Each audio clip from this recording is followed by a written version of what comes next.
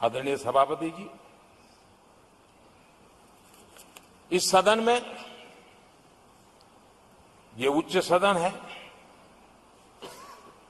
यहां विकास के विजन पर चर्चा होना स्वाभाविक अपेक्षित है।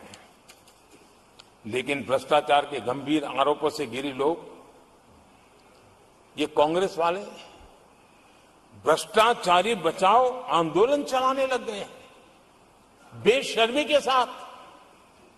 जिनको सजाएं मिली है भ्रष्टाचार में, इनके साथ तस्वीरें निकालने में उनको मजा आ रहा है। पहले ये लोग हमको पूछते थे, बातें तो बड़ी करते थे, भ्रष्टाचारियों पर कार्रवाई क्यों नहीं होती है? और जब भ्रष्टाचारी जेल जा रहे हैं तो हंगामा कर रहे हैं। क्या आप लोगों को जेल क्या भेज रहे हो?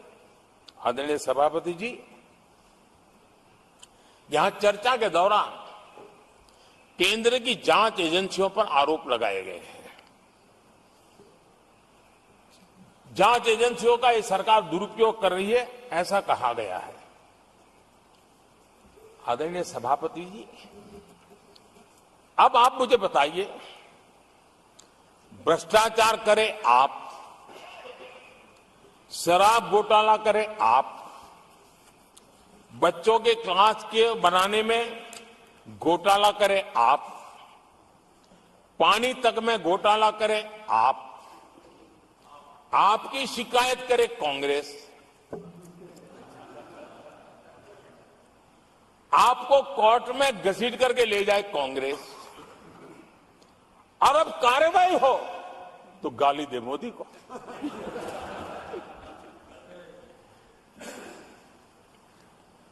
और अब आपस में जरा साथी बन गए हैं लोग। और हिम्मत है तो सदन में खड़े होकर के जवाब मांगो। कांग्रेस पार्टी से मैं आप वालों से कहता हूं, कांग्रेस भी बताएं कि आपने प्रेस कॉन्फ्रेंस करके आपके घोटालों के इतने सारे सबूत देश के सामने रखे थे।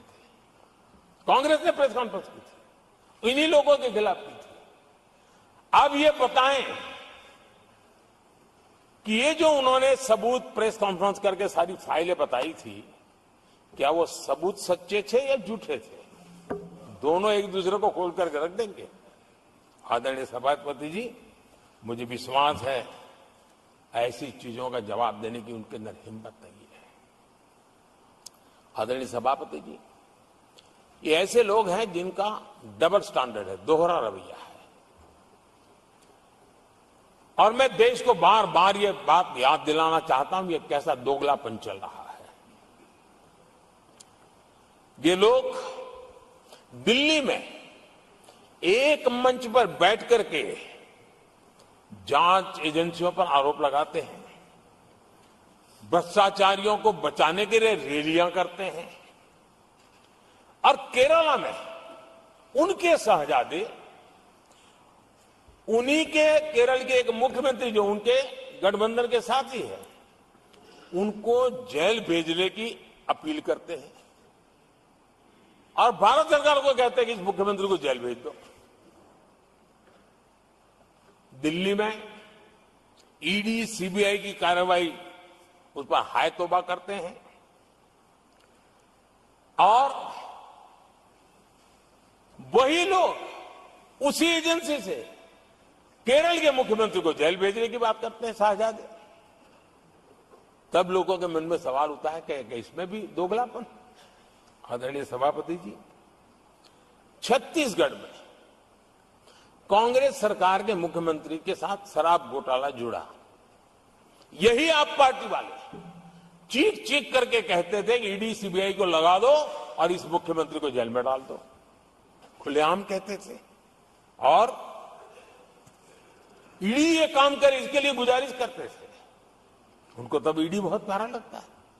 आदरणीय सभापति जी, ये आज जो लोग जांच एजेंसियों को बदनाम कर रहे हैं, हल्ला मचा रहे हैं, मैं जरा उनकी याददाश्त पर जोर डालना चाहिए, मैं ऐसा उनका आग्रह करता हूं। जांच एजेंसियों का पहले दुरुपयोग कैसे होता था, कौन करता था, मैं जरा बताना चाहता हूं। मैं कुछ बयान आपके सामने रखता हूं। ये पहला बयान है 2013 का। बयान क्या है? कांग्रेस से लड़ना आसान नहीं है, जेल में डाल देगी, सीबीआई पीछे लगा देगी।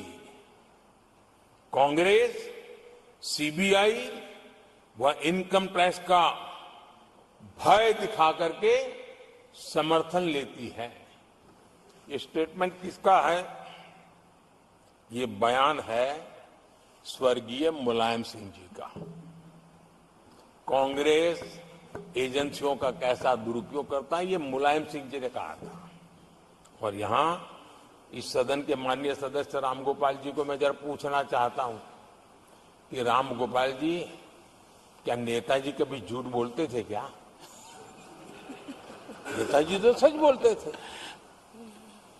आदरणीय सभापति जी, मैं रामगोपाल जी को ये भी कहा जरा भतीजे को भी बताएं, क्योंकि उनको भी याद दिलाएं कि राजनीति में कदम रखते ही भतीजे पर सीबीआई का फंदा लगाने वाले कौन थे, जरा याद दिला दें उनको, पता चलेगा।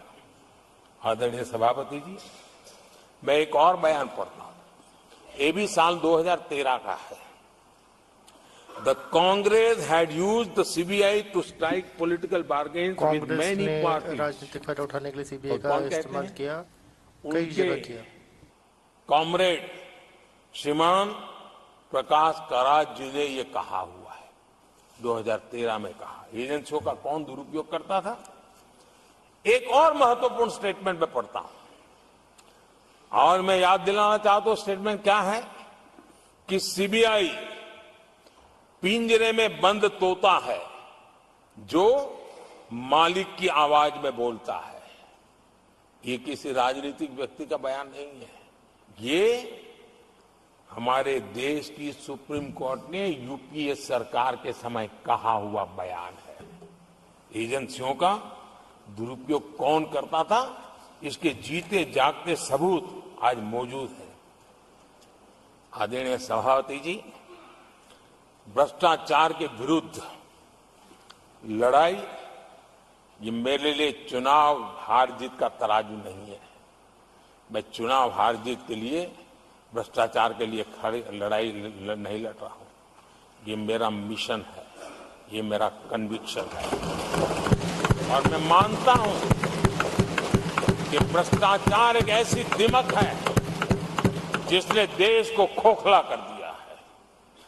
इस देश को भ्रष्टाचार से मुक्ति दिलाने के लिए, भ्रष्टाचार के प्रति सामान्य मानवी के मन में नफरत पैदा करने के लिए मैं जी जान से जुटा हुआ हूं और मैं इस पवित्र कार्य मानता हूं